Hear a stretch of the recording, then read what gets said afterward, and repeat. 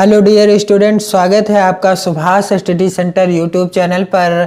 आज का यह वीडियो कक्षा 10 के छात्रों के लिए मोस्ट इम्पोर्टेंट होने वाला है, क्योंकि इस वीडियो में मैं आपको बताऊंगा आचार्य रामचंद्र शुक्ल जी द्वारा लिखित निबंध मित्रता के महत्वपूर्ण गद्यांश का संदर्भ, व्याख्या और जो महत्वपूर्ण प्रश्न पूछा जाता है उसका सबसे आसान तरीके से उत्तर लिखने का तरीका।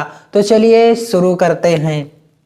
आज का मोस्ट इम्पोर्टेंट गद्यांश है, कुसंग का ज्वर सबसे भयानक होता है। और यह गद्यांश बोर्ड परीक्षा में सन 2011, 13, 15, 17 और 19 की बोर्ड परीक्षाओं में आ चुका है, इसलिए यह 2021 की बोर्ड परीक्षा के लिए भी मोस्ट इम्पोर्टेंट है। तो चलिए इस गद्यांश से संबंधित प्रश्नों का उत्तर कैसे देंगे आप। पहला ही प्रश्न है, प्रस्तुत अवतरण के पाठ और लेखक का नाम लिखिए। प्रश्न कह रहा है कि प्रस्तुत अवतरण जो गद्यांश दिया गया है, इसके पाठ किस पाठ से यह लिया गया है और इस पाठ के लेखक कौन है, उसी का नाम लिखना है। कहने का अर्थ है आपको संदर्भ लिखना है। तो आप कैसे लिखेंगे संदर्भ? आप प्रश्न संख्या आ का उत्तर इस तरह से दीजिएगा। सबसे पहले आप हेडिंग डालेंगे संदर्भ, और संदर्भ हेडिंग डालने के बाद आपको संदर्भ इस तरह से लिखना है। सबसे आसान तरीका है संदर्भ लिखने का।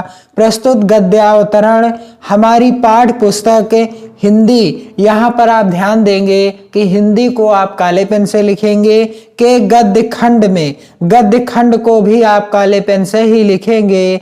संकलित मित्रता, और पाठ का नाम क्या है? मित्रता पाठ का नाम है, इसलिए मित्रता को भी आप काले पेन से ही लिखेंगे। नामक निबंध से अवतरित है, जिसके लेखक आचार्य रामचंद्र शुक्ल जी हैं।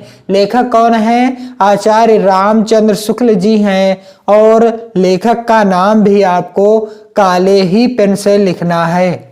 इस तरह से जब आप संदर्भ लिखेंगे तो वो आपको पक्का 2 नंबर जो आपके संदर्भ के निर्धारित हैं मिलेंगे। प्रस्तुत गद्यावतरण हमारी पाठ्य पुस्तक हिंदी के गद्य खंड में संकलित मित्रता नामक निबंध से अवतरित है, जिसके लेखक आचार्य रामचंद्र शुक्ल जी हैं। लेखक कौन है? आचार्य रामचंद्र शुक्ल जी हैं। प्रश्न बा है, रेखांकित अंशों की व्याख्या कीजिए, यानी जिसके नीचे रेखा खींची हुई है इसकी आपको व्याख्या करना है। तो इस गद्यांश में सभी पंक्तियों के नीचे, सभी लाइनों के नीचे रेखा खींची गई है, इसलिए संपूर्ण गद्यांश की व्याख्या करना है। कुसंग का ज्वर सबसे भयानक होता है। गद्यांश में लिखा हुआ है कुसंग का ज्वर सबसे भयानक होता है, तो आप इसकी व्याख्या कैसे करेंगे? आचार्य रामचंद्र शुक्ल जी कहते हैं कि बुरी संगति घातक बुखार के समान हानिकारक होती है। अच्छी संगत अच्छी ही होती है, लेकिन यदि आपकी संगत या आपके मित्र बुरे हैं, अच्छे नहीं हैं, तो वह किसके समान हैं? घातक बुखार के समान हानिकारक हैं हमारे लिए और आपके लिए, यदि आपके मित्र ऐसे हैं तो। यह केवल नीति और सद्वृत्ति का ही नाश नहीं करता, बल्कि बुद्धि का भी क्षय करता है।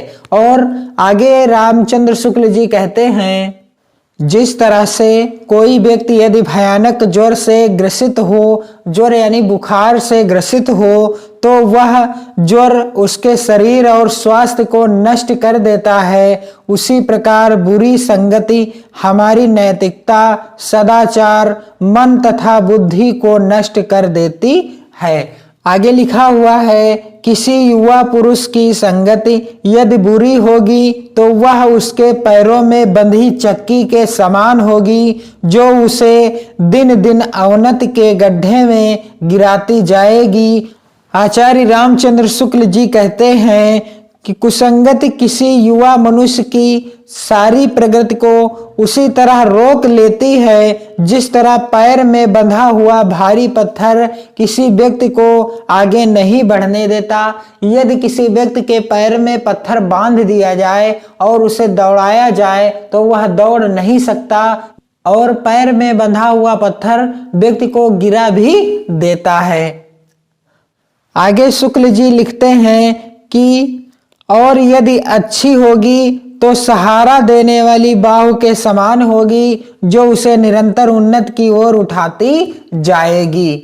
आचार्य रामचंद्र शुक्ल जी कहते हैं कि इसी प्रकार यदि कुसंगत में लिप्त मनुष्य का पतन होने लगता है और वह दिन प्रतिदिन पतन के मार्ग पर अग्रसर होता रहता है, इसके विपरीत यदि संगति हमारी अच्छी होती है तो हमारे लिए एक ऐसी सुदृढ़ बाह अर्थात सहारा होती है जो हमें गिरने नहीं देती, अपितु उन्नति के पथ पर निरंतर आगे बढ़ाती है। आचार्य रामचंद्र शुक्ल जी कहते हैं कि यदि हमारी संगति अच्छी है तो हमें जीवन में विकास करने के अनेक अवसर मिलेंगे, हम आगे तरक्की कर सकेंगे।